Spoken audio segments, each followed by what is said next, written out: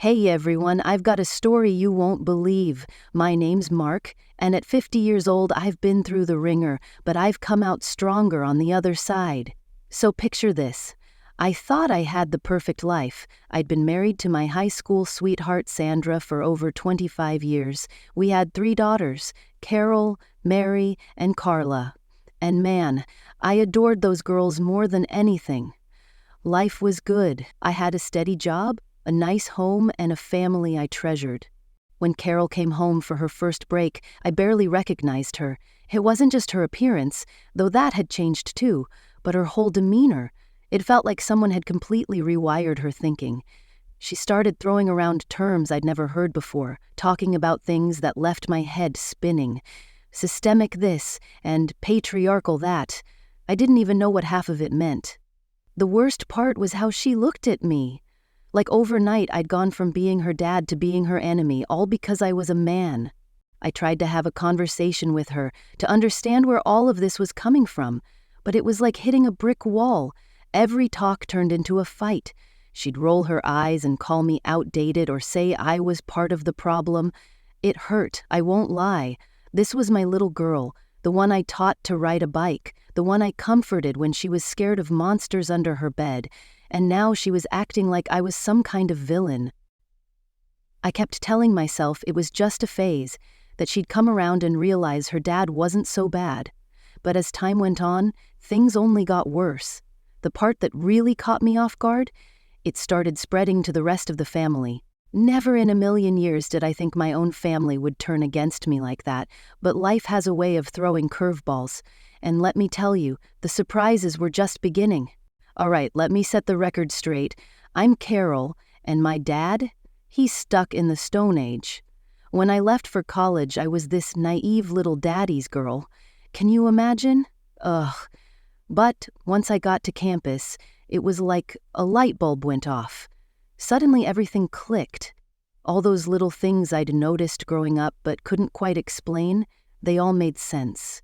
I learned about the patriarchy and how men like my dad have been holding women back for centuries. And let me tell you, it made me furious. So, yeah, when I came home, things were different. I chopped my hair short. Why should I cater to society's standards of femininity? I even got a few tattoos. My body, my choice. The way Dad looked at me, you'd think I'd grown a second head. Classic. But it wasn't just my appearance. I started calling him out on his so-called harmless jokes. Turns out, they weren't so harmless when you realized they were reinforcing toxic gender norms.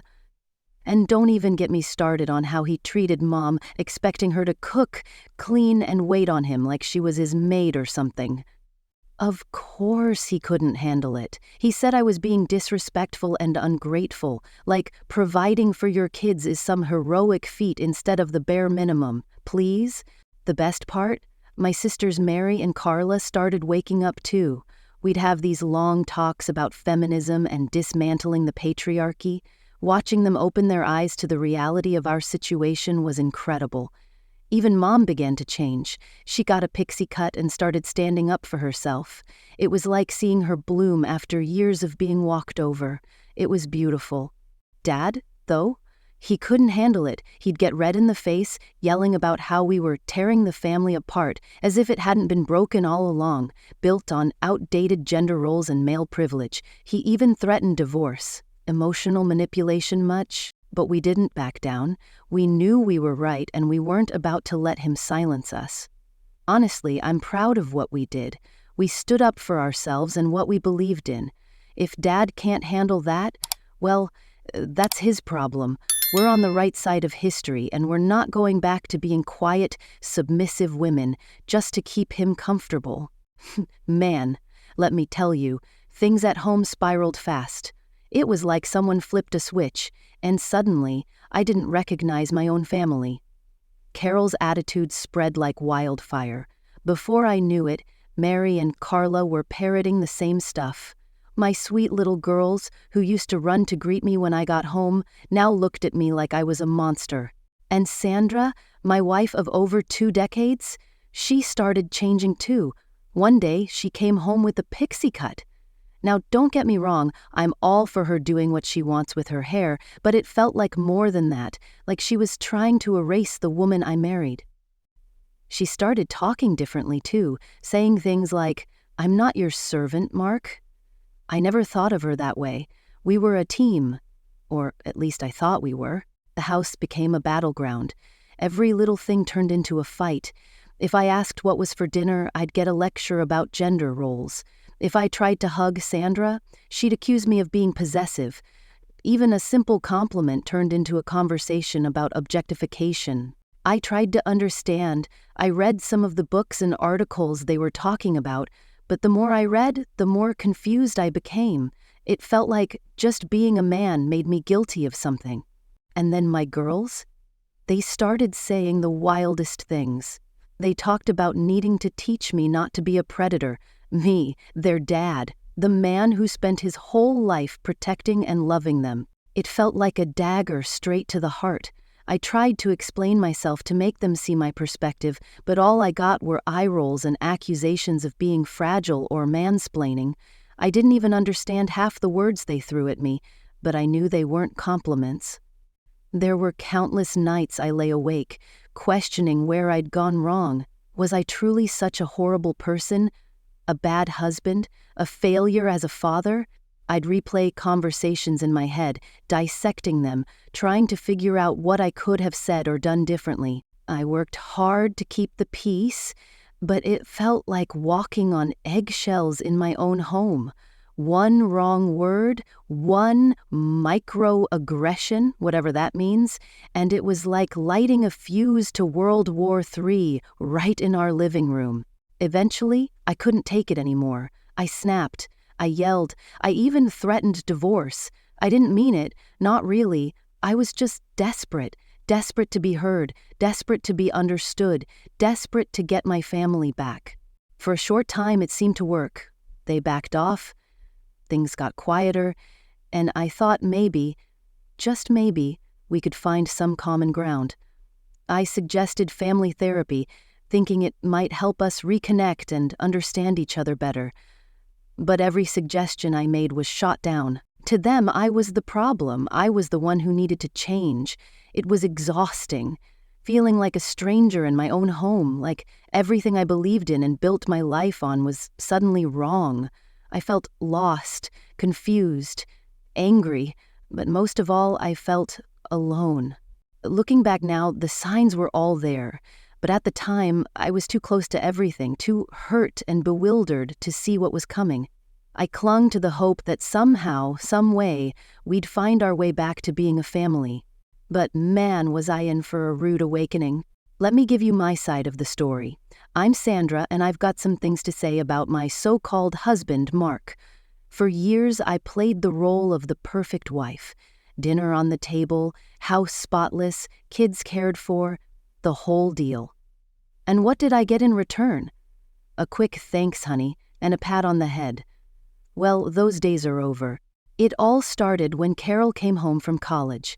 At first, I thought she was just going through a phase.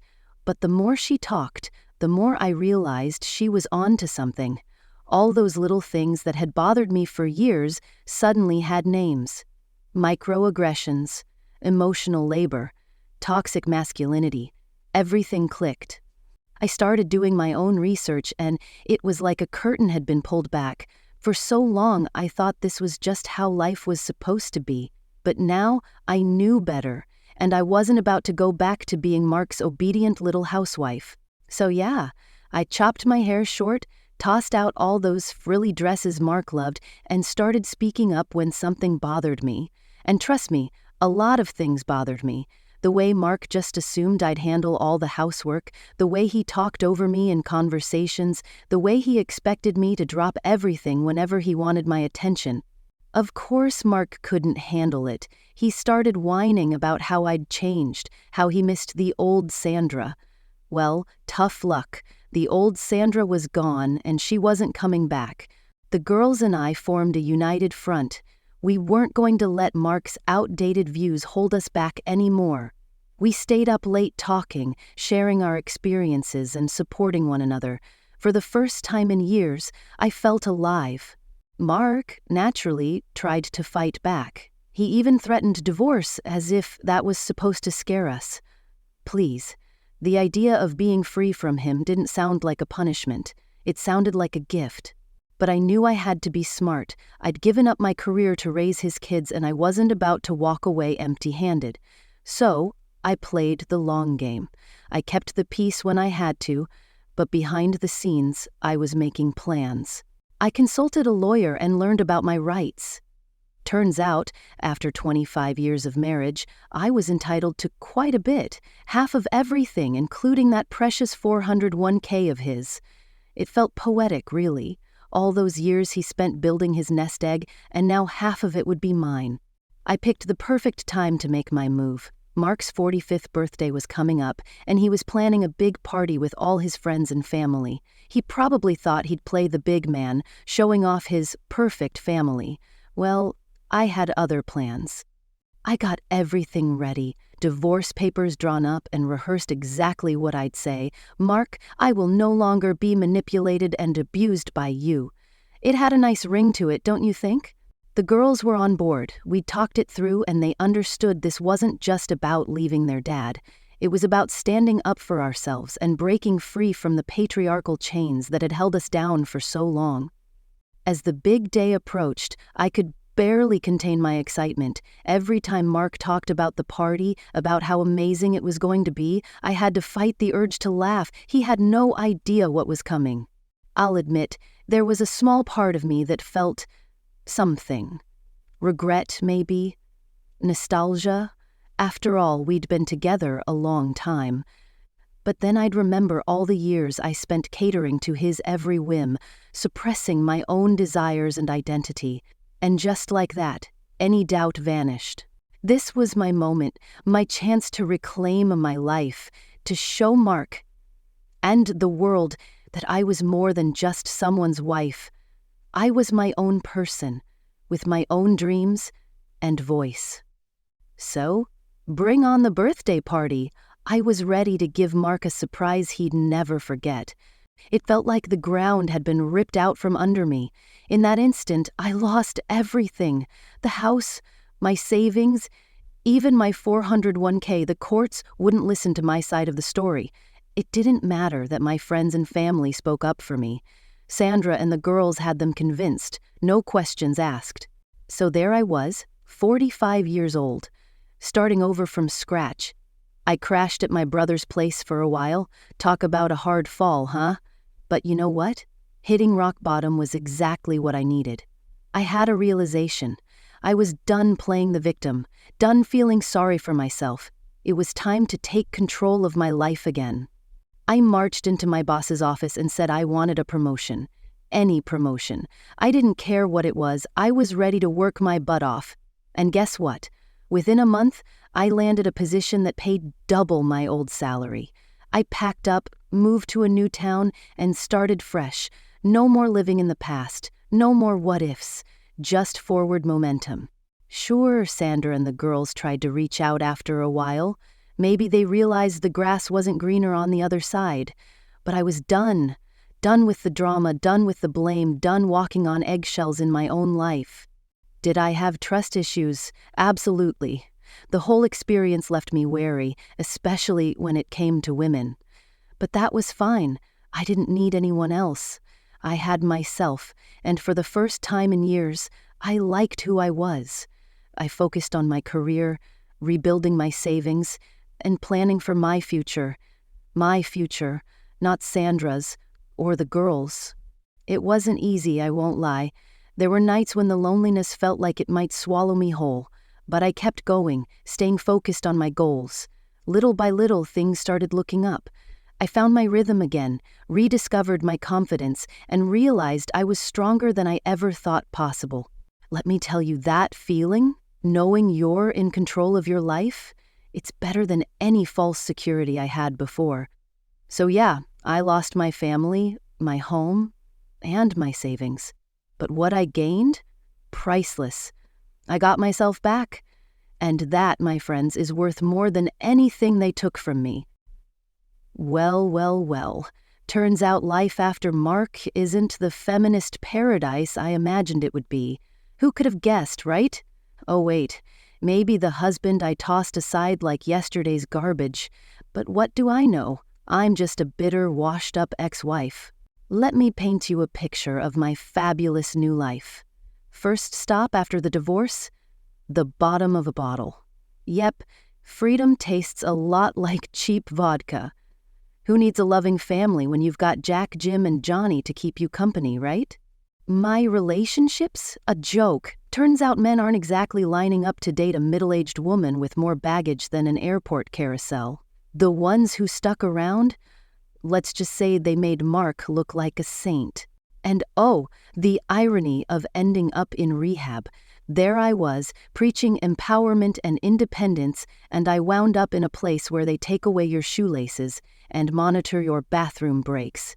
Real liberating, let me tell you. The girls? That's another story. Carol, my proud feminist warrior, can't hold on to a relationship to save her life. Who knew accusing your partner of upholding the patriarchy wasn't great for romance? Mary? She's following in my footsteps, working on her liver failure degree at the University of Jack Daniels. Mother-daughter bonding at its finest. Only Carla, my youngest, managed to get her act together. She met some guy in college who apparently didn't get the memo that all men are evil.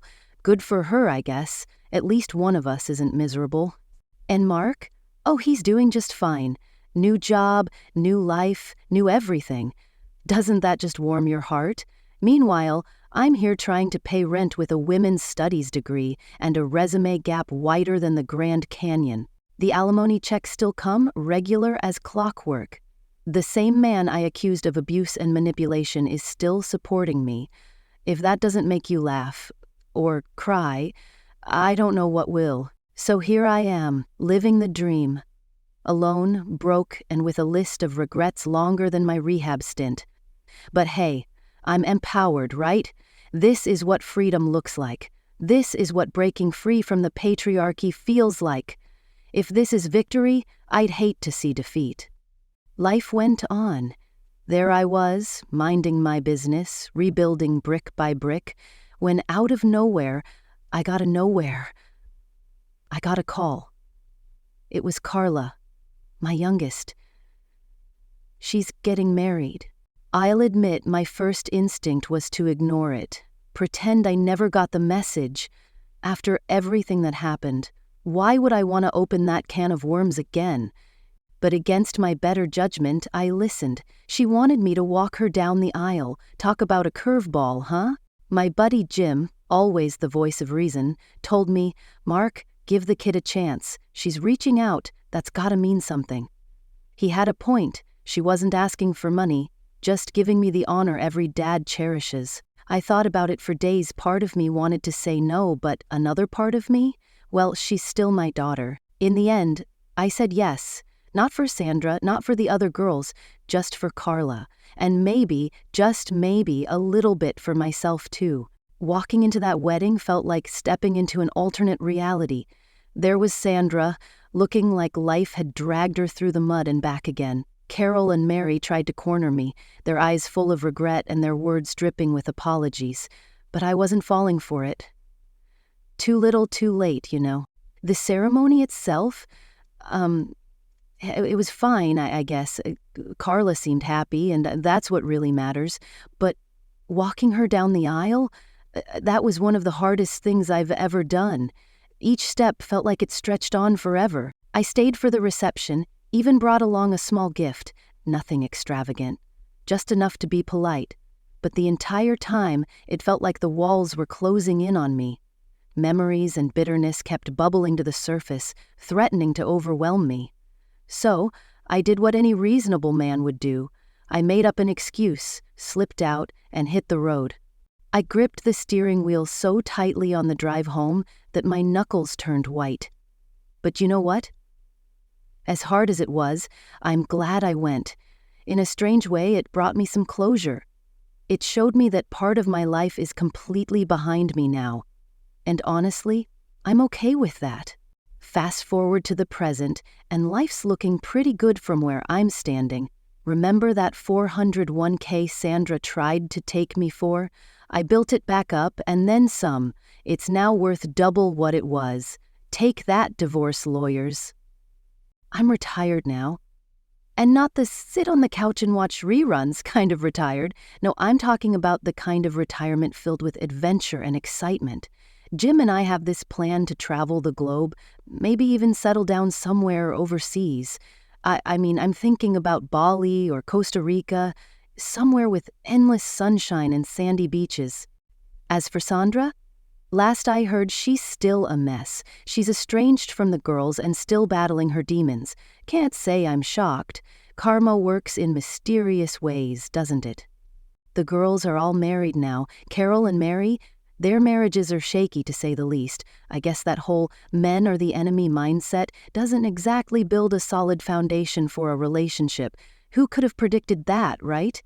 Carla, on the other hand, is doing all right. We talk every now and then. It's not perfect, but it's something. She's trying to mend bridges, and I respect that.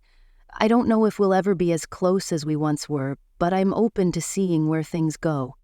Sandra tried reaching out to me recently. She claimed she'd turned her life around, rehab and all that. But I'm not interested. That ship has not only sailed, but it's also sunk and now sits covered in barnacles at the bottom of the ocean. I've moved on, and let me tell you, it feels amazing. I wake up every morning with a smile, genuinely excited about what the day holds. No more walking on eggshells, no more feeling like the bad guy just for being myself. Some people might think that being on my own would make me lonely, but let me tell you, I've never felt more at peace. I have my freedom, my self-respect, and a future filled with endless possibilities. What more could a man want? Sure, life has thrown its fair share of curveballs my way, but I caught them, learned how to throw them back, and now I'm playing a completely different game. And from where I'm standing, the view is absolutely incredible. Looking back, it's crystal clear how that feminist ideology tore my family apart. It came in like a wrecking ball, destroying everything we had built. But, you know what? Sometimes things need to be broken before they can get better. I won't sugarcoat it. It was tough, incredibly tough, but I made it through, stronger, wiser, and happier than I've ever been. If there's a lesson in all of this, it's that life can knock you down, but it's your choice whether you stay down or get back up swinging. And me, I chose to get up and keep swinging. I've never looked back.